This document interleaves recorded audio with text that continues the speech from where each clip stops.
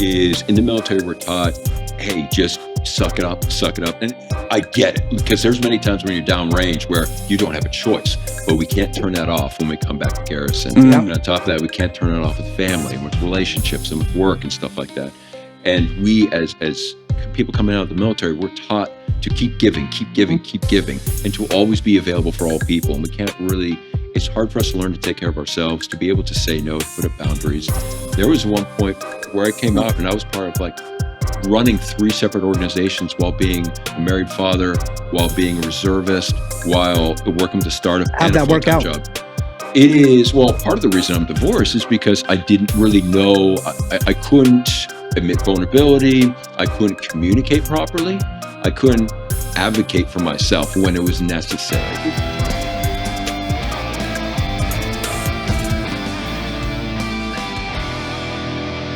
Yeah. Oh, shit. We are live. We are live. Hey, welcome back to Therapy is Full. I'm your host, Dustin Hayes, CEO of Red, White, Badass Brew. And your Terrence host, T. Batty. I've been in trouble with Dustin this last week. It's already 2026. I've already pissed him off. He's already upset. Like, deeply pissed me off. And You're not that mad. You're no, disappointed. actually, no, yeah. You're disappointed. Yeah, I really don't get pissed off. It takes a lot to get me to that point. Yeah. Disappointment's easy to reach. Okay. You said the high level of it. You said it, and then I immediately felt like, I'm sorry, Dad. Yeah. Kind of thing. I don't know, the hug you two had right before we went live was beautiful. I teared up a little bit. I cried. I feel it. I cried. Who is this guy? Yeah. Like, Hug instructor.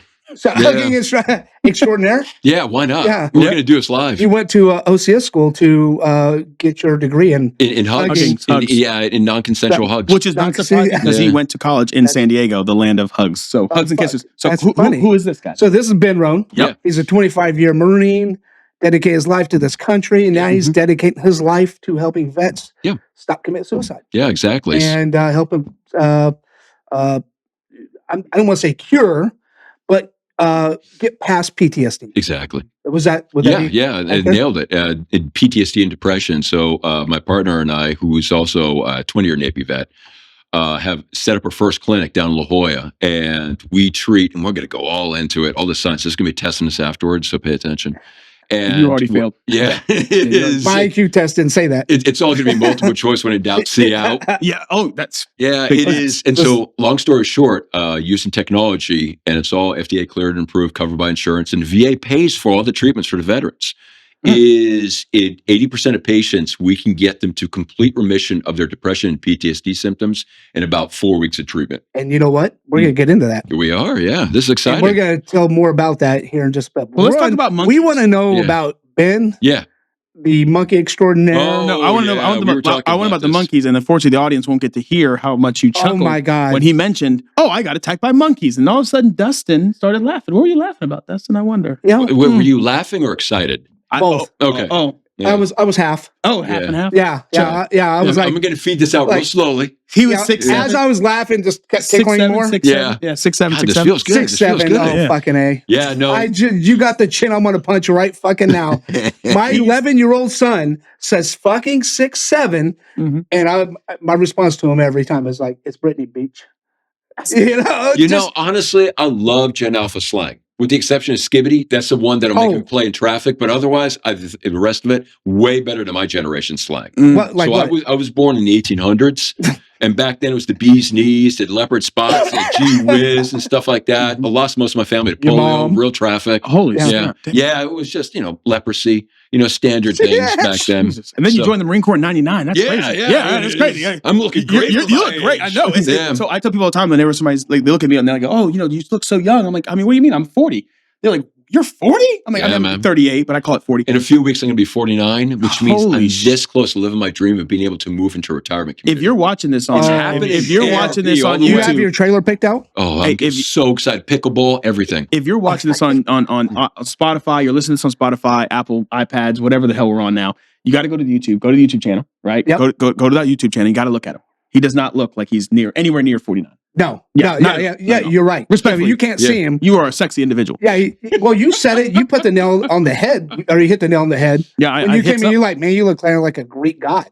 He does. He has a chin. It's the chin thing. I'm just like kind of low key. I'm kind of jealous. It's not head shape. That's the whole head. It's an enormous head is what it is. It's not enormous head. No. So my dad always said that when I was born as a gigantic head that didn't look like a head. It looked like the box the head came in. So I always had trouble walking because I would lead with my head and kind of fall over. So I've grown into my head after 40 some odd years. We'll leave it up to you and let us know what you would do with his head. Yeah. You know? We'd love to hear. If you were watching on YouTube, please tell us what you would do with his head. Man, so I can't wait for this. Yeah.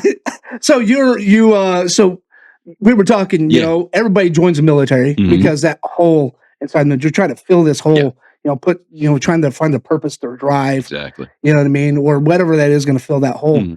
And for you, what was that? So I had felt, and I think this is something that a lot of people struggle with. So a lot of people are searching for a sense of belonging.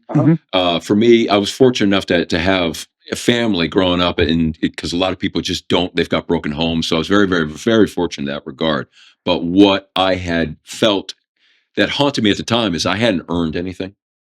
And so I went out, and when a recruiter at college basically told me I wasn't tough enough to join the Marine Corps officer program, I couldn't sign that shit fast enough. And it was, it literally was a 30-second pitch. He actually sneered at me when he said that.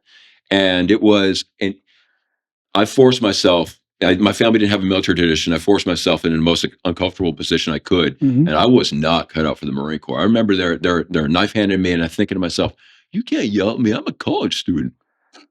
So somehow I survived it. But it was a great experience because it really forced me to suffer and earn. But people, when they think of an officer, they don't think they go to boot camp or they suffer. Most people think of like the ladies and the gentlemen, right? Where they're like fork and knife. I mean, there's the butlers come later. Training week 4 for OCS is exactly customs and courtesies. And they we practice folding napkins, and then we get yelled at. And then issuing orders and not actually having to do any of them. But you're only yelling at your plate. Calling a trash can a waste paper basket. Stuff like that. So it's interesting. OCS for people who haven't experienced it in the Marine Corps, you have to apply to the program. They only accept about 50% of the candidates that apply. And then you go through and they try to crush you physically. And what happens is they'll dismiss you for one of 3 reasons: drop-in request, failure to adapt, or just injury. And what they do is they push you until you're injured, and they want to see how you react to being injured and how far you can go from that. So my platoon lost 2/3 of the bodies we started with. So we started with 45, we finished with 15. And then of those 15, several people turned down their commission. So from applying to the program to actually accepting commission, only about 15% of us got through. So some of these people got through it. And said, turned it down. I'm not doing this. 100%. Why in the fuck would you get to the end? Because you're done. Because you ran the marathon. No, you're not done. You're not done. You have the rest of your career. You have to lead that. You have to do the rest of your career. It's just OCS. It's just training. It's like boot camp. You know why? Because they look at it and like, I'm not going to play these fuck games anymore. You know what I'm saying? And so what happens is they finish OCS, they go back to college.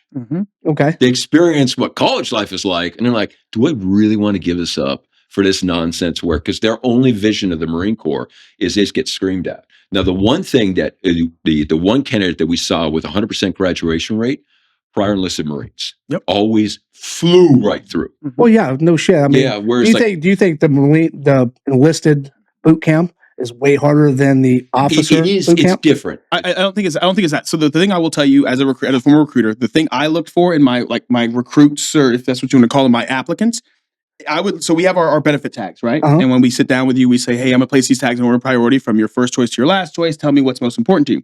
If you slap like money and cars and girls, and by the way, the ones I would pay attention to, the ones that I paid attention to were the ones that I chose, the intangible skills that you need to get to the next level in life, that's how I knew this guy's gonna finish boot camp, this guy's not gonna dep out, this guy's gonna be worth shit. The ones that are like, oh, I want travel and adventure, maybe. Yeah. The one that wanted college benefits, probably not. The ones that put like anything that was like just like job opportunities, I was like, nope, you're gonna probably. And you're the one I would have an interview with. But to your point, you said 30 seconds was your pitch, right? Yeah. If I sit down and I put this cards in front of this kid and he says, I want self-reliance, self-discipline, I want respect, I want pride of belonging, I'm not even wasting a sale pitch on you. I'm going to go and say, you're in the best place. You're going to find all these things. Let's do this. And they start. And then those are the ones that pass.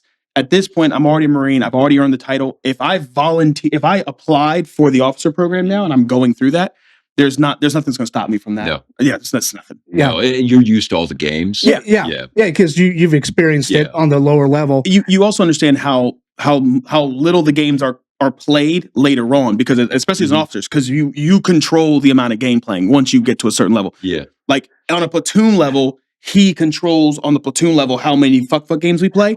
The levels above him, he has to play that. Also, prior enlisted, you already, no matter what your rank is, you've already got a leg up on X, 100%. Y, and Z. Like 100%. You could be an ensign. I don't know if they come in as ensigns or what's first lieutenant.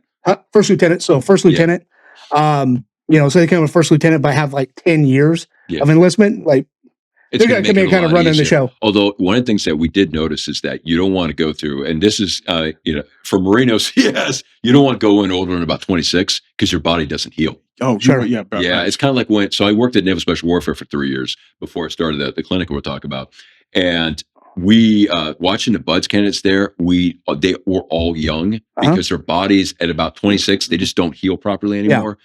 And same thing there. I tell you, I went through when I was 20. I was a human rubber band. It took me 2 months to heal from that stuff. Mm-hmm. Really? Yeah. Oh, yeah. And it was, I obviously didn't learn my lesson. So they called me months later. I'm back at college and they called me like, hey, Ben, your commission paperwork is here.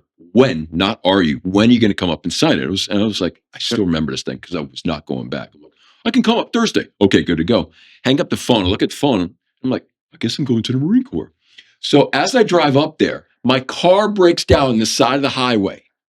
It's life telling me, rethink this. God has given you every outlet. And when you're 21, you're like, do not care. Yep. I'm turning that condom inside out. I'm going to use it again. I probably shouldn't have said that. I had Marines in Thailand that would say stupid stuff like this. Oh, man. And so, it is. We have infected him. We did our job. Oh, God, man. And so, officer and a gentleman, my ass. We're going to strike that from the record. But but he still went in and signed it because that's exactly what you're saying, that sense of purpose. And, that's still what drives us all today. But it's that hole. So the big thing is that you mentioned it's that hole. And if that hole is real, if the hole's like a pocket hole, like money or something like that, then that doesn't mean anything. Anybody can sway or take you away. Yeah. When it's pride of belonging and you really want to feel that, there's nothing that's going to stop me. And even when I'm thinking like, there's no way I'm signing. There's no way. I signed. Okay. We're here. We're here. Totally. Because you're not going to get anywhere else. The intangible benefits are the ones that you won't get anywhere else. Mm-hmm. And all due respect to their services, right? All due respect to all of them. There's no other branch that, in my opinion, embodies that pride of belonging. Get the fuck out of here. Okay. Space Force. Space Force, yeah. No, I don't even know a Space Force. I honestly don't even think. I know one. I think the Space Force members and the guy fit the fucking mold. Yeah, let me guess. He did. They're like let me guess. It's just like the daycares in Milwaukee. Yeah. Oh, yeah. There's a Space Force somewhere. Yeah, somebody's getting paid to have a Space Force that doesn't exist. I've never seen it. I think at the time, this was back.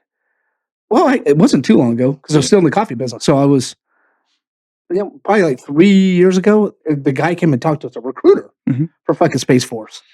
And I'm like, what? Did he talk to you guys code? Actively, in Morse code? And he fit the mold. I mean, to the fucking team. Mm-hmm. Are you saying not in shape? Yeah, not in shape. Nerds. The guy, had the coat, I was like, bro, and you're the recruiter? Did you watch the last episode of Demon Hunter? I don't even know what the fuck that is, but okay, sure. But he laughed because he gets it. My daughter's love my God. My daughter does like my Demon son. My daughter, yeah, my son. Is this a YouTube fucking? No, it's an anime. Oh, gotcha. Okay, it's really, really. The subject matter is really accurate. It really speaks to the challenges of being an adult these days. Yeah. I mean, so we all sit down and watch it avidly. I don't want to. I'm not going to drive this, but I promise you, and I cannot make this up, and I hope he sees this episode because I can tell him how much I hated talking to you. I had one kid that I knew was going to join the Air Force, but I was supposed to talk to him anyway. Mm-hmm. We sat down and we had an entire 10, 15, 30-minute Marine Corps presentation where he had to liken everything to Dungeons and Dragons and World of Warcraft. And I was talking about how Marine Corps boot camp is like joining for the first time and getting that first quest. And the first thing that you have to do in order to graduate is you have to become a United States Marine. That's when you earn that title. That's like putting the armor of God on. Yeah. Bro, I had a whole, I did it. I did that whole thing. I did that. At the end, you were crying Oh, I was so sad. No, when I walked away, I was like, I hope I didn't recruit that kid. I hope he never calls me. Hey, sir, my battle axe isn't sharpened. Bro, you don't get the hell out of my face. Get out of my office. Yeah, I'm dead serious. Wait, so did he? He went Air Force? No, he joined the Air Force. Yeah, thank God. Yeah. Oh, okay. Controlling satellites. Yeah. Well, the guy was exactly the spitting image. I mean, boom. I was just like, fuck, man. This is Space Force, and you were the fucking recruiter. Like, man, this is going to be rough. Mm-hmm. And so I asked a question in front of all these people, like, what is Space Force doing? People are like, oh, do you fly spaceships? I'm like, motherfucker, like we don't have spaceships up there. I mean that we know of. Maybe we know of. Did you believe in aliens? We do have one. It is not technically a spaceship. It's I don't even know why I know this. It's called the Boeing X-37.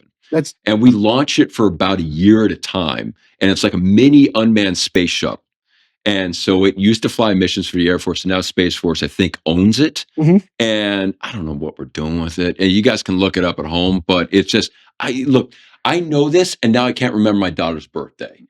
So obviously I've got a problem. Now, don't you have one? Yeah. Don't you have a brain clinic that can help somebody? Yeah, exactly. I need to zap myself. Yes. Yeah. Well, it doesn't. You were zapped? Yeah. Yeah, actually. Well, so he didn't tell me exactly. He used big fancy words that I don't understand. And I was like, "Yeah, man, I'll sit in the chair." We kept using the word onomatopoeia over and over. It was a trigger word. Yeah, you poor thing. Yeah, I was like, "Okay, I thought you said pineapple was your safe word. Upside down pineapple. Actually, I used to be able to spell onomatopoeia. What does this mean? Okay, so they zapped you, but what were you zapping him for? We'll get to that. We're gonna get to that. We're gonna get to. Okay, I'm just super excited that you got zapped. That's why you weren't there. So pride of belonging. You go to OCS. Myself, I'd have pictures, and I didn't want that out there. I hope you have pictures. So you go to the Marine Corps. Tell us what's 25 years of officer, because everybody thinks that officers have it easy. But, you guys have it. But we're still in OCS, right? Because we got to paint that picture for people who don't understand. Even most enlisted people don't understand what OCS is. Mm-hmm. All we see is these jackass officers coming in and barking orders. And so, it was interesting because OCS did its job. No, I'm sorry. And it washed people out. Yeah. And it's a lot harder than what people think it is. Yeah. You know what I mean? So that's wild. So give us one story in OCS that you just like, man. Oh, man. It was, they were running us so much. They were PTing us for about 2.5 to 3 hours a day that I was going into breakfast, eating 2 donuts, and then going for a 5-mile hill run immediately afterward. And we're running up, it was called Radar Hill, and there's another candidate. He and I are right next to each other, and we're just bullshitting, just having a conversation straight up a hill after eating donuts. And because their metabolism is so high, and one of the sergeant instructors because they're not DIs, they're sergeant instructors, and platoon sergeants, they call them out there. And he comes up to me and starts chewing us out for talking. And we were trying to explain, it's like, yeah, but we're in such good shape. And that didn't really carry any water with him. But so it is. That was one of the interesting things is they run you all the time. Run. Then they run you some more. And with about 4 weeks left, the tendons in my biceps gave out. Ooh. And I could no longer flex my arms. And so I had to hide that from medical. I had to pop as much ibuprofen as possible and just PT every day. And it took months for my arms to heal. And but they also knew it. They knew it. And they wanted to see how far you would go. We had guys with blown out knees. We had guys with, minor head injuries because of falling off stuff. They were hiding all this. And it's very, very similar. Buds is way more intense, but it's actually pretty similar. But you didn't have to hide it. You could have easily said, "Oh, hey, I'm injured. I'm out." And that's exactly what it was. So why didn't you hide it? Because you want to finish. Yeah. You want to finish it. And OCS did its job because I came out. I did not need to go into the Marine Corps, right? I had opportunities. A lot of people don't have opportunities. I had opportunities. There were things I was supposed to go into State Department as a diplomat. Yeah. And the other one that I had opportunity to do because of having grown up at State Department is go into the CIA. And so I had stuff set aside for me, believe it or not, in both the State Department and CIA. And there's an interesting CIA story that was circled back, full circle from a couple of years ago. And it is so, but I wanted to be a Marine officer. I wanted to do this. And so I went to war repeatedly, and I would keep going back again and again until I finally had my kids. And that's when it taught me, like, okay, you now have a greater purpose, which is being a parent, being a father in my case. But until then, man, I had to be out there because it's that German Shepherd. You want to protect people. If not me, then who? And it was, and you do it again. And it's something that we all gravitate towards. And I mean, you see it in veterans every time you talk to them. It's just like that unspoken understanding. We all came from the same motivation. This is why we're still involved, giving back. We will always give back into our last breath. It's funny. I do. I give shit to the services. I really do. I know I bag on the Navy, and we were talking about the Space Force guys, but it's that if not me, then who mentality. And I've talked to a lot of Marines, especially now that like I've started to go to therapy and I've started to be seen, where I'll talk to them and as I listen to their stories, and there's a lot of self-flagellation. I never realized how much I probably was doing it back then. Mm-hmm. I'm talking to Marine right now. He's going through a divorce, and I just hear this, like just how he failed, how he didn't do much, how he could have done more. And I keep hearing and I'm like, dude, like, do you think you're getting brownie points with me for like, this is no longer like that degree of loyalty that we have in the military for all of us, by the way, not just Marine Corps, but I do think we do it a little, I think the Marine Corps, we do it a little we go too far with it sometimes. That degree of your loyalty to this thing you don't have to be loyal to, it's getting dangerous, where you're now just doing this thing where you're shitting on yourself for this thing you don't even have to take ownership of anyway. Yeah. This is no longer just your responsibility. If not you, someone else will pick up the fucking pack. You don't want to be there? Let someone else do it. Yeah. This is not combat. This is not war. This is, for me, it's selling real estate. For you, it's making coffee. Yeah. If I don't sell you a house, or if I don't help you fix this problem that you have, somebody else will do it. Yeah. But we take on this role of like, if not me, then who? And I better, and we take on all these fires and all these things. And I think that's probably what ends up getting us into situations like post-traumatic stress disorder and even veteran suicide, which we'll talk about, where I'm taking on so many of everyone else's problems because it makes me feel valued. It makes me feel like I belong. But then my fires are still cooking behind me, and I still have to deal with those later. Go ahead. Yeah, no, it is. And one of the things you notice is that, and I've seen this because same thing, I went through that same journey, is in the military we're taught, hey, just suck it up.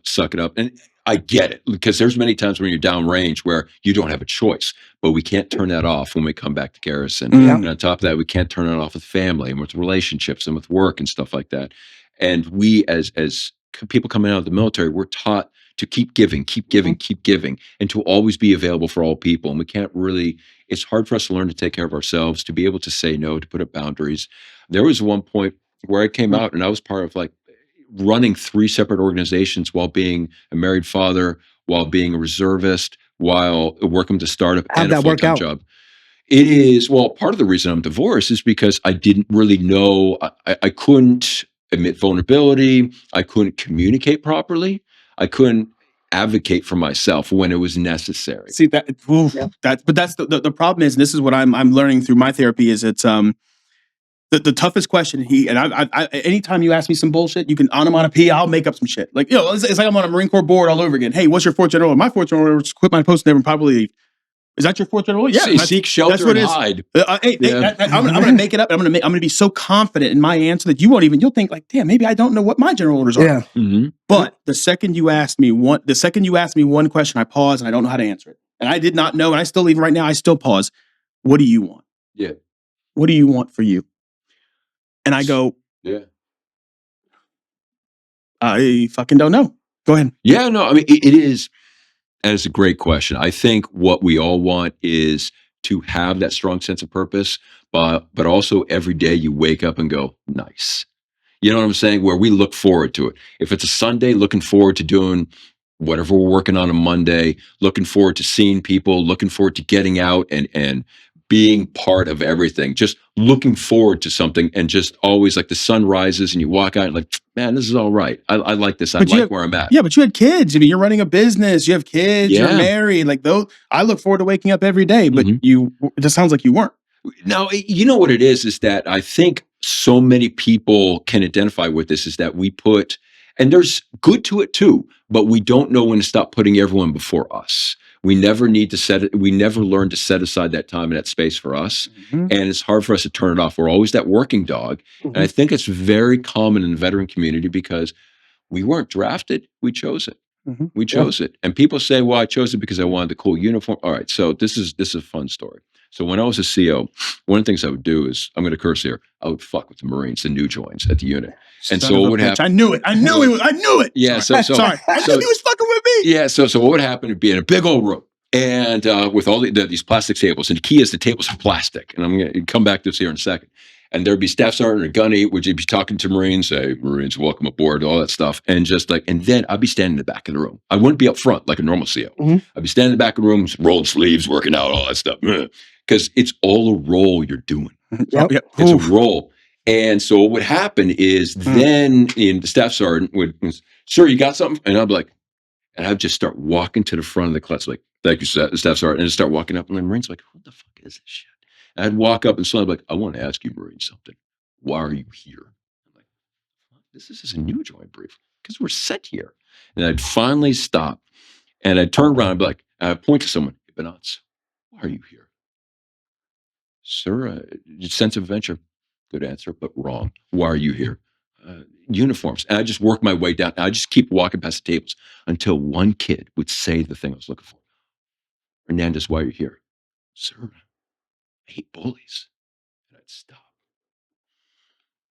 Boom! I'd slam the desk, that table as hard as I could. And I'd yell, that's why we're fucking here. That's why we're here.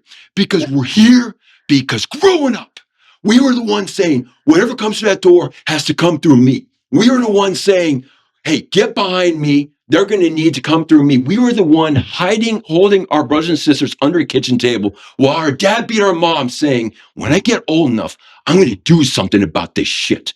Because we're protectors. We hate bullies. And we have never known that sense of purpose. We've never had that sense of goddamn belonging. But now you are all here because you fucking matter. And this is a goddamn honor to serve alongside you and to have the honor of leading you. Because guess what? This is all your fucking family. These are your brothers and sisters. You're going to look out for each other until you die. And there's going to be some of you here that you're going to have that moment in life and where it's going to be that defining moment. And you're going to be asking yourself up until then, am I going to do the right thing? Well, guess what? You're going to do the right fucking thing. And I am so fucking proud that you're here. And I'm here to say thank you. Staff sergeant, you got them. And just walk out. And you could see it. You could see it in a lot of their faces. This is the first time they were told that they look at this guy. Hey, listen, I'm going to tell you right now. Listen, there's one thing that every year that I hate. I'm going to tell you I hate it. I hate the Marine Corps birthday message.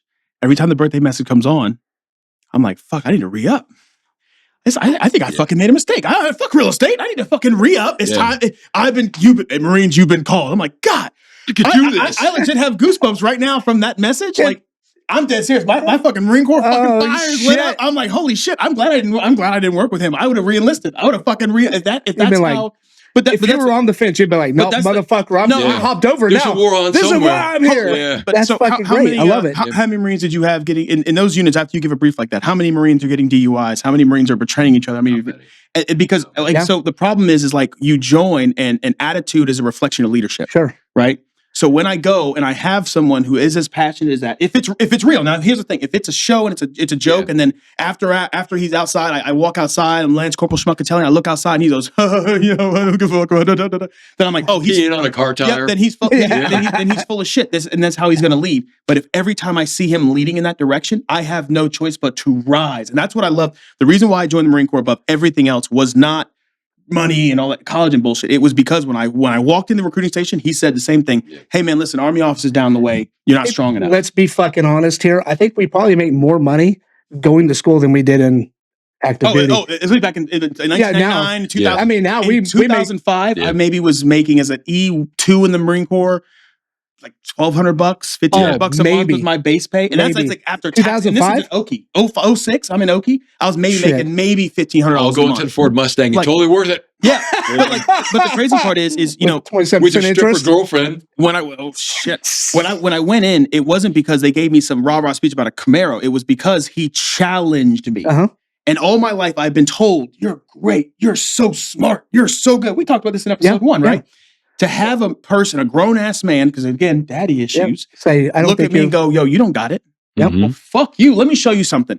I can do what you can do. And then for me, what I learned and all the people that I grew up with in the Marine Corps, and I call it growing up through the Marine Corps, I didn't connect with dudes that were shitbags. I didn't connect with dudes that just fucking slime their way through the ranks. I connected with dudes that were fucking PT. Yeah. Hey, we got a PT run. All right, cool. I'm gonna lead from the front. Oh, fuck you. I'm leading from the front, right? Officers are running their fucking run. Like, hey, get Davis out here. We need some moto. I'm like, hey, sir. Hey, yes, sir. Hey, I'm here. And then what happens is when you find the right people, the right leadership, they see that and they boost you up.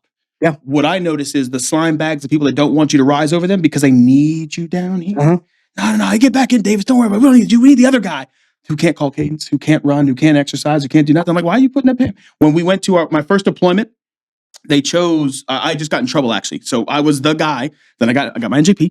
And they said, "Hey, we're going to send this guy." It's a big misunderstanding. Yeah. No. That donkey had it coming. Yep. I got a couple of things. Yeah. But no, when it happened, they said, "Hey, we need someone to represent the unit." And the CO called me in. Colonel Smith, I'll never fucking forget. That shit hurt me deeper than I've ever been hurt in my life. He said, "Davis, you're the guy we should send. But I can't trust you." Yep. Because your attitude and the way you've shown up for our unit does not make me think when you go to the unit you'll reflect us properly. But you would have been my first choice. So we're going to send Arthur. And I legit, and me and Colonel Smith, he was the guy that gave me my NJP. We were like this. I said, "Sir, you're sending him over me?" And I remember getting mad. I was mad at Colonel Smith. I'm mad. And I walked to my barracks room. I'm fucking pissed. I'm talking shit, man. Fuck him. Fuck. And I'm like, fuck. That hurt. Like, why the fuck? Like, what the fuck did I do to earn that? Oh, I remember what it was. It was having a girl in my barracks room. I remember what it was, not leading from the front. I remember what it was. It was fucking driving to Japan without a license. Oh, I remember why. I don't deserve to be the guy that represents the unit. So fuck it. Okay, Arthur, have fun. Arthur faked an ankle injury. They didn't send him on a deployment. So Colonel's, yep. So he fell out. And so the first sergeant did like me anyway. He said, "Well, I guess we have to send you." I said, "I guess, oh no, I guess you have to send me. Oh no." So I got to go on my deployment. But when I went with the attitude of, okay, I'm the piece of shit that fucked up and I misrepresented the unit. Now my opportunity is to fix that. I'm not a piece of shit. I'm going to go show Colonel Smith who I cared about. Did you overfix it? No. I went in there and this is the worst thing ever. I was the E2 corporal. I led every fucking PT run. I fucking trained at work. I'm in a new unit in fucking to 12th Marines. I'm in a new unit leading. Hey, Tex, here's how you fix your shit. Here's how you do your shit. Here's the Marine Corps orders. Hey, E2, E3. Hey, why aren't you an E4? Oh, because you didn't do your MCIs? Do the MCIs. Here's the ones you need to do. I was leading from the front. I picked up corporal a year and a half. I got demoted within like a year back to E2. Then I picked up corporal the second time, and from the date of my NJP to the date I pinned on corporal. Been there too. Yep. From the date of my NJP to the day I pinned on corporal again, a year and 3 months. Damn. Because you couldn't stop me. I led from the front. I was always out front. I got my shit done. My PFT score was perfect. My rifle range was perfect. I did everything I was supposed to do from that moment, from that conversation, and that fucking thing. That I'm hot. So, I'm gonna shut the fuck up. So you coming out here, but yeah, I mean, hey, I'm hot. That's why you're still in therapy. This is why I'm still in therapy. How is that making you hot? So it's passion. It's passion. It's what it is. It's leadership. Yeah, and that's really so for me. So you reflected back on all the mistakes now. And you're like, fuck. This is what ruined it. This is hot to go with. But even his speech is what gets me hot, because the truth is we're all here. We all joined because I've yet to meet a Marine that joined and life was peachy keen and everything. Mommy and daddy loved me and I just had everything given to me. Sweetheart, we just say we're proud of you. Thanks, Mom. You joined to become a fucking man. Yeah. For one or. No, for lady, I guess.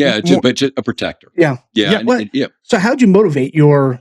I mean, that speech was fine. I mean, I was grinning. I was like, hell yeah. I was in it. So when I hear this, like, I don't have this staunch look on my face. I'm like, hell fucking yeah, I'm in it. So how many guys do you think? How many lives do you think you changed being an officer? Oh, well, I know one of my last commands. I was just there for emergency command. It was only 2 months because the previous CO had been locked up for sex assault. And what happened is for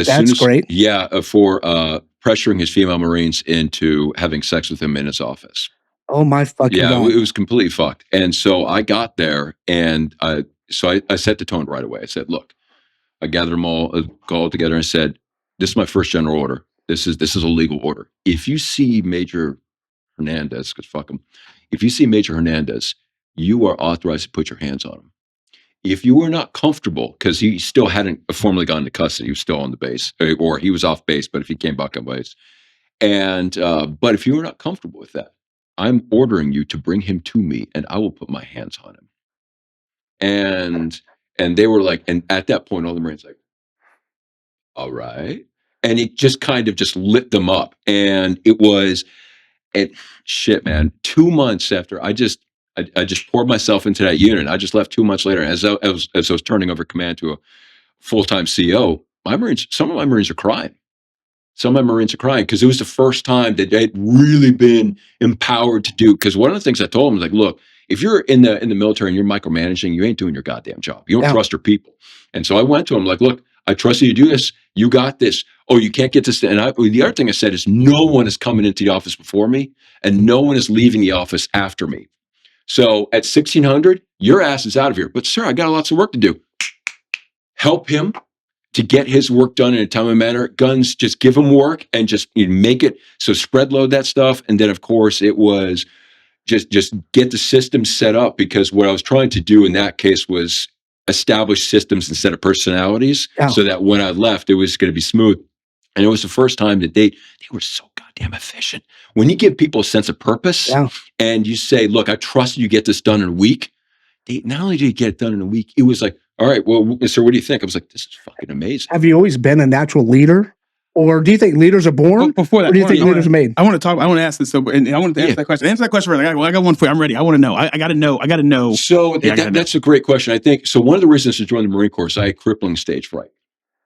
And so I get to my first unit and they're like, hey, Lieutenant Ron, go address the Marines. There's 300 fucking Marines.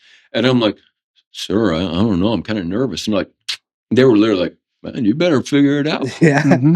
And I go out there and eventually one of the colonel is like, all right, let me go ahead and take the microphone from you. You said enough. But so there's part of it. It's kind of recognizing the potential in yourself.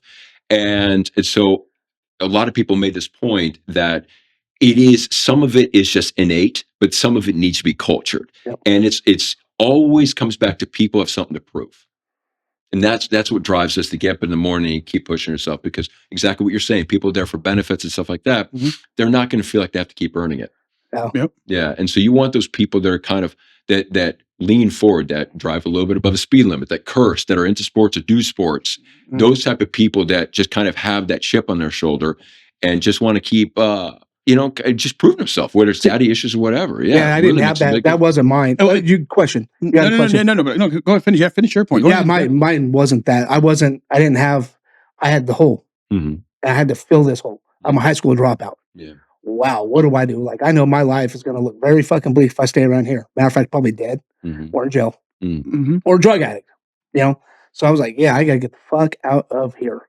And so military was my way of getting there. I had to go to a job corps for 6 months to get into the military. No shit. Oh yeah, well, because you had to prove that you're going to be able to hack it, and I had to get my GED. Yeah. So got my GED right away, and I'm like, man, I got fucking like 5.5 months of just bullshit in here, and I was like, fuck. Yeah. So I did it. I completed it, and then I went in. Like, I was not the square away guy. Like, I got NJP twice. Yeah. I should have been third time, but they said, nope, get the fuck overseas and get out of my face. You could do less damage. So what changed? What changed? Because they liked my work ethic. Mm-hmm. They liked who I was. Holy shit, you need something done. This is the guy to get it done. Mm-hmm. You know what I mean? But I also partied hard.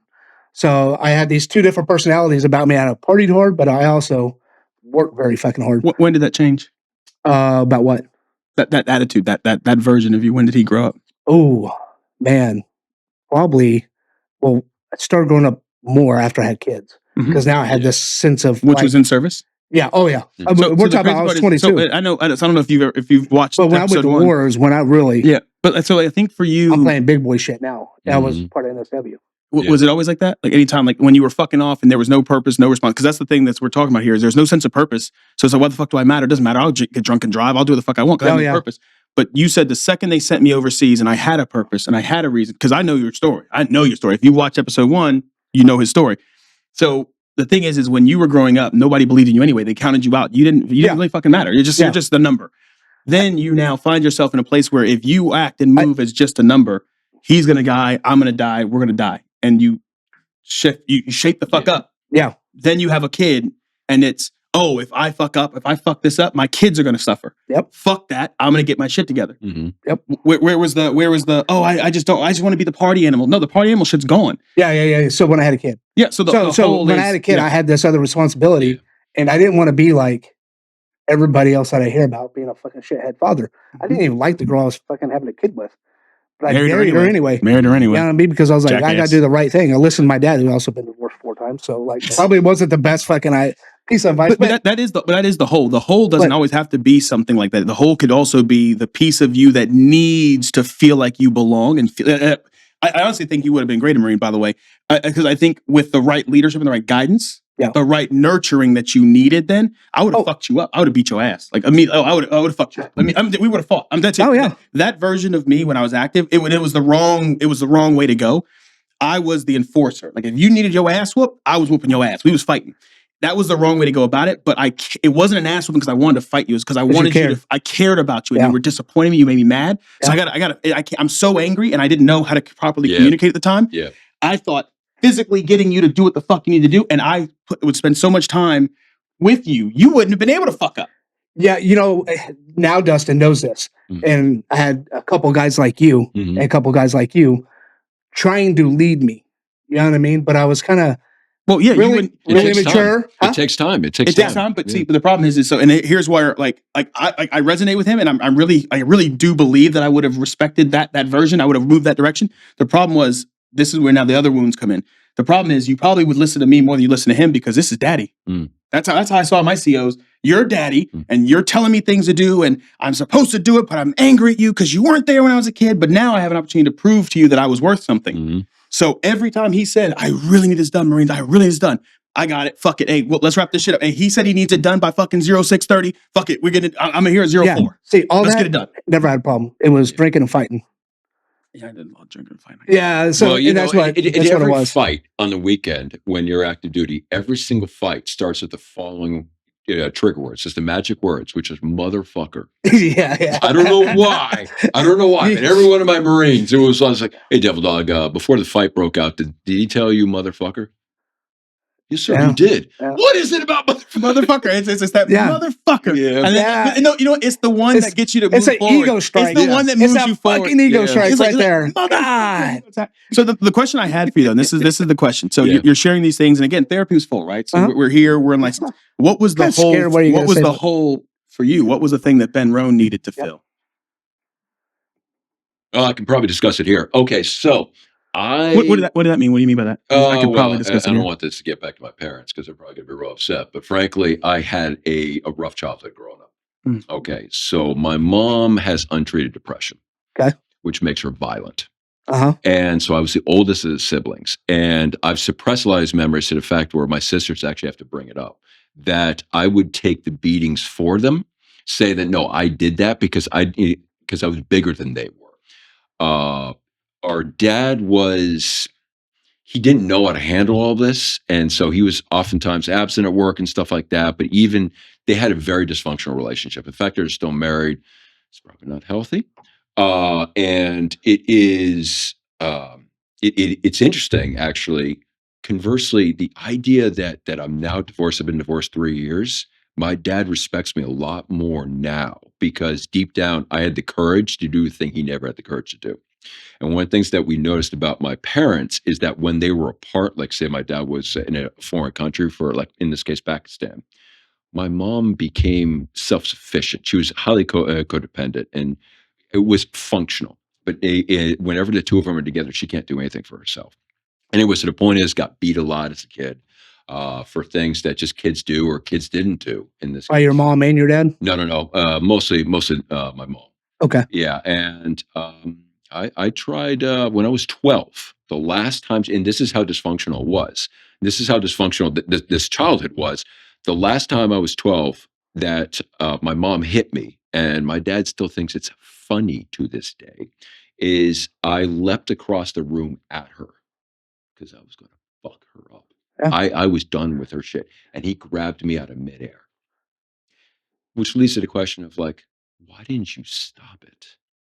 And so that inculcates in a kid this hyperprotective instinct.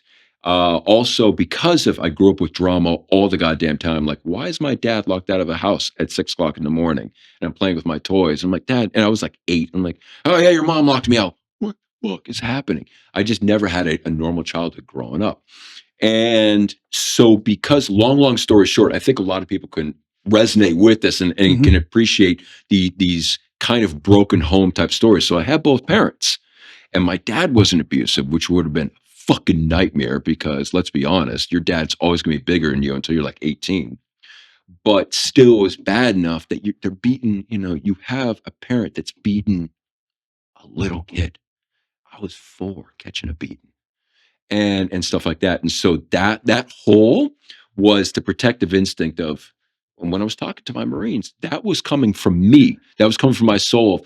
I will not let you be hurt. So when that Marine said being a bully, that struck the fucking chord. Yeah. That's what you were looking for. That's exactly what it was. Wow. And it was because there's going to be, and what I was trying to explain to him is there's going to be a situation where you're going to be downrange and everything is fucking falling apart. Yep. And you're going to have to look deep in your soul and turn and look at the Marines and maybe the refugees and the other service members that you're with and say, I got you. We're going to make this happen. And because there's something, I remember the first time we were going to Iraq that we were getting shot at, we were getting a bombardment. And we were getting hit, and we were told that it was this 03, so it's supposed to be chemical weapons all over the place. We remember that nonsense. And so the Marines were like, oh shit, this happened. This is really going down. Some of us has our masks on, some of us didn't. And I could tell the Marines were fucking scared. And I just set the tone of, first off, I set the tone of 45 minutes of gay jokes. So it's funny as shit. But it was also, but in this tone was, can you believe this? I'm going to curse again. Can you believe these motherfuckers are trying to kill us just because we're invading their country? What the fuck? Can this motherfucker stop apologizing on this motherfucking podcast? Hey, what are we? Hey, what are we? What are we? What are we? Because you didn't say it in the beginning. That's why we haven't set the tone. You didn't say it. That's unlicensed. We're unfiltered. Unhealed, and then unfiltered. I know, but I like to do it this way. Yeah, so you let them fucking motherfuckers cry. I'm going to bring that all full circle when we talk about the treatment, about my difficulty cursing now. Mm-hmm. And we will. Let it out. Yeah. That's going to be episode 2. Yeah. Yep. We're gonna have a break. Go ahead. But so you went in there and you're talking 45 minutes of gay jokes. Yeah. And then the bombard stopped, and we thought it was funny as shit. What year? 03 during the invasion itself. Yeah. No shit. Yeah. And it was just one of these things that set the tone of like, man, I mean, we just thought it was funny as shit that they're trying to kill us. How do you keep the morale and that leadership tempo going? The time of war? I didn't find it hard. So basically the important thing was to empower, and this applies to anything, empower the people that you lead to do their job and to tell them, look, I trust you. You tell me what you need from me and you got this. And I always told my favorite words in the English language is like, we got this, sir. And I'm like, yes, you do. Let me know when it's done. And when they signed up to do their job, let them do their job. And fucking reward them. Like, this is an outstanding fucking job. So when one of my last units, I've got the sergeant, previous regime, he's been treated poorly. I find out the vice CNO is about to be on deck in this whole drill center. So 4-star admiral, he's going to be out there tomorrow. So we go to the head of the drill center, who's a Navy commander, 05. And I'm like, hey, sir, could you go ahead? We want to write up a NAM for this Marine in 24 hours because we want the 4-star to pin him. And we sold it, and the commander's like, fuck yeah, we're going to do this. And so we got a NAM turned around in 24 hours. I couldn't be there while the vice CNO was pinning him. I had to entrust my Marines because I had 2 colonels on deck that were doing inspections simultaneously. And that's where the coffee got me promoted. And so all this shit is happening simultaneously. And but I knew my Marines had it. And they fucking crushed it. They really did.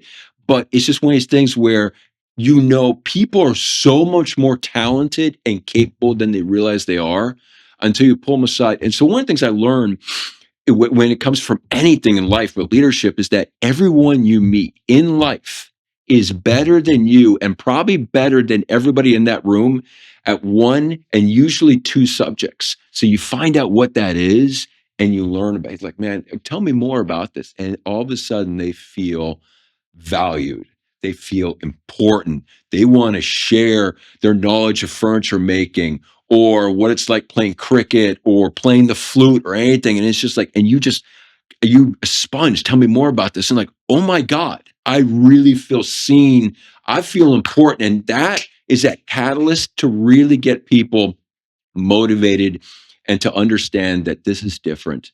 I am now an important part of this, and I want to push this, put my shoulders to the wheel and push this forward. Because at that point, they recognize that they count.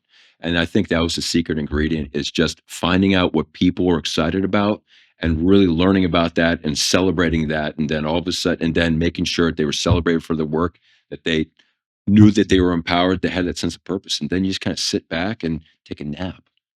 I mean, it really was, it was so much. I really loved doing it because I found it really, really easy. I found it really easy because I just trust that people are always going to do an amazing job. Yeah. Yeah. Well, it's wild if you empower people to do it. Yeah. And you let them make the decision, what they'll actually do versus always micromanage. You said micromanage as a leader. This is the worst kind of leader. Yeah. You know what I mean? Because you shouldn't be stressed out as a leader because you've got great people. Yeah. Yeah. Yeah. We just got to unpeel that potential from them. You know, that is some great. I love that. I love the story. I love how, because in the time of war, it's not easy. Yeah. You know what I mean? It's tough. You're dealing with a lot of personalities, a lot of situations, a lot of loss, you know, failures, you know, shit falling apart. Yeah. You know, how do you keep that raveled in, and how do you keep them kind of reined in when the chaos is just coming down on you? But I think that's the beauty of the Marine Corps is he doesn't have to. The beauty of the Marine Corps is we're all like, that's what we're trained to do. And that's really the beauty. I mean, people hate boot camps. They're like, why are they yelling at you? Like, you don't have to yell at me. No, the truth is we do it in boot camp because if I can yell at you and scream at you in here and this all this shit, when you go out there, it's going to be. You know what? It's not just the Marine Corps. Like all the services, one of the things I've found, because we've been privileged enough to work with all of them, is that you give people a sense of purpose and belonging. Yes. And it's a family. And you when you put good leaders in charge of people rise to the occasion. Very few people stay shitbags. Yeah. But the vast majority of them really want to do great things. It's just that, you know, well, there's trash in the ground, so no one's picking up the trash, so I'm going to kind of be trashy too. And it's when you set that example, whoever that leader is, and starts picking up the trash, everyone just falls in and does it. And so, you know, whether it's a ship that's deploying or, you know, an Army unit going overseas or the Air Force checking into a new hotel and then making sure the pool's nice. It is. But the funny thing is, I make fun of the Air Force, but what I love about them is they don't take themselves seriously. And so I worked with the Air Force SOF a little bit, and they are the chillest people you've ever met. And they will actually take suggestion. They're like, well, it's a good idea. We'll go ahead and do it. And you're like, well, that was really easy. Will Marshall take suggestions? No. Well, no. I say that because working with them is just like, you know, like looking around and like crack a fucking joke, and no matter how, you know, you usually get a chuckle or two. You're just like, wrong time. Well, you know, it's time and a place. It's funny. I've heard that about MARSOC. That MARSOC does not know how to joke, whereas the other services do. SEALs do. You know, USASOC totally does. AFSOC doesn't take themselves seriously, but MARSOC, everyone's like, oh, great, here come these guys. We just kind of ruin the mood. Dude, 3 of them had mustaches. Yeah. They all had chin like yours. Yeah. You know, it's a chin. It's the officer chin. Yeah. Well, they weren't officers. They were enlisted. Oh, yeah. But you know, they're like, you know, all kitted out. And I was like, oh, fuck. That was my first helo ride. Yeah. With those guys. And I remember that story. Oh, fuck. Well, they actually, so they got, I went with actually the SEALs and went with the other one, but then they ended up getting our helo. That fucking 9-line from a scorpion bite. You know, or a scorpion strike. That's no joke, though. You know, like, if you've ever eaten scorpion, it's an experience. No, I have not. I'll have to try some of that in Mexico. Yeah, no, it's weird. It's weird, especially when you get the claws in your mouth. Like, this is fun. No, I think I'm good. No, like a soft shell scorpion. You just eat the soft shell scorpion. Soft shell. Soft shell scorpion. Yeah, you just pick it up and eat it. You should really try it. Just try it. It could be a little baby. Yeah. So that up of on. But the crazy part is, the crazy part is though, is to go back to that chaos. That herein lies the problem, at least in my opinion. And I love that you're here because when we talk about the next episode, we're going to have you come on and talk about really PTSD and veteran suicide and all that stuff. The thing I've paid attention, I've told a lot of people is I've been able to be an advocate for people that are getting out. Is listen, when you get out, find your purpose, whatever it is. Because what happens is, and I speak specifically on me, you have the ability to have someone that will do or go in any direction you tell me to go. Now, I don't have to be the main guy, like rocket fuel, right? There's visionaries and there's integrators. I can do both. Because again, I could do what do you need, sir? I can navigate both. But the truth is, if you have a fucking direction and you need me to, Marine, go that way and just Terrence, do me a favor, go destroy that thing for me. And I'll go, yep, I got you. And I'll go and I'll do it. What happens is I get out, and now I'm this nuclear warhead that can destroy anything. But I have no sense of purpose. I have no sense of direction. Nobody's calling me to give me any orders. I have nothing. And I'm a nuclear warhead with a limited fuel tank floating around in the atmosphere, in the stratosphere. And what happens after a while? I run out of gas. Yeah, you crash. And boom, wherever it is that I happen to land. And that's the problem for most of us is we don't have a sense of purpose. When we get out, to imply that we lose the sense of purpose, I think is where the folly in the phrasing comes in. I didn't lose a sense of purpose. My purpose in active duty was to follow orders and to get the job done. Right. When I get out, I now have to create my own sense of purpose. Right. And if I haven't been driven or trained or taught or matured in that direction, I don't have one. So what I do is I go, well, I've got a wife and kids and they needed me to sacrifice. So I'm going to go get this job that I don't want to do. And I'm going to sit this job that I hate for 15 hours a day because my family needs this. And I'm the guy who, if not me, then who? That's not my sense of purpose. That's the mask that I put on to cover up the fact that I don't have one. Yeah. That's what I'm saying. When we leave, most of us lose our purpose. In a very short time, we also lose our drive. Inhibition goes along with it. That's why I'm like, fuck, I'll make $12 at Walmart. Yeah. Fuck that. No. Like, dude. Like, come on, man, you're more potential. They don't see that. Most of the veterans that get out don't see the potential anymore. Their potential is lost when the uniforms. And we also lose that sense of family where I don't have him anymore. Where he's right now, he's the one saying, Terrence, I believe in you. Go get this thing done. See him. Out there high-fiving, partying, cracking the jokes. Yeah, Facebook. Out here, we can't hear it, but we can watch them laugh, and they can't even see us. And we talked about this with other veterans, and I'd love to hear like what if you remember your transition out of service. If you know what that was like. 100%. Well, we're gonna get to that. What? Oh, we're not stopping this episode now. We can go. They said we can go a little over. They said we can go a little over. We're gonna get to that. You son of a bitch. Until this next time. You son of a bitch. Let's let this episode be the military episode. Let the next episode be the PTSD and the brain. You son of a because bitch. that has something to play into it. Oh, it does. Yeah, it does. So, oh wait, that's a good catch, dog. So that's why we partners, baby. That's why. Hey, that's what I'm talking about, baby. That's why I have a co-host. So please go and like and subscribe, comment, let Bit know how badass he looks as a Greek god. Greek motherfucker who can't open a water bottle. God. It's okay. Hey, give the first song. Yeah, it is. Look at this. I literally can't drink. This is. Hey, listen. It's all. Any good officer I've had needs an accident. Is a good Marine right at his side. A good enlisted. Any good officer needs a good enlisted Marine to help him save his life. I am helpless without help. I think we all are. Yeah. That is funny. So stay tuned. Episode 2 is going to be coming out soon, and you don't want to miss how his transition affected him. And not only that, but what you're doing now to help vets and to change their lives. Yeah. But before that, I'd love to hear from you. Final word from you. If you were talking to someone who maybe has a hole, let's say there's a young kid out there who grew up the way you did. They have that hole, whatever that hole is. What would you say to that young man or woman right there? The most important thing is to remember that no matter what, you matter. And I don't think people really understand that. People, especially when you're raised in an environment where you're not getting, I hate to use the word, but validated, where you kind of feel anonymous. It's learning and understanding that everything you do does matter. You matter to people. And your absence is going to affect a lot of people. It's going to hurt a lot of people. And so that's why you keep pushing. You keep putting the hardest step is the next one.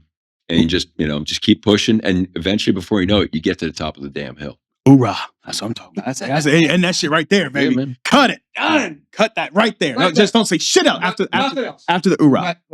After that. You gotta say hoorah sexy. No. Not this episode. There's 2 Marines. It was the Navy people here. Hoorah sexy. Meow. I did.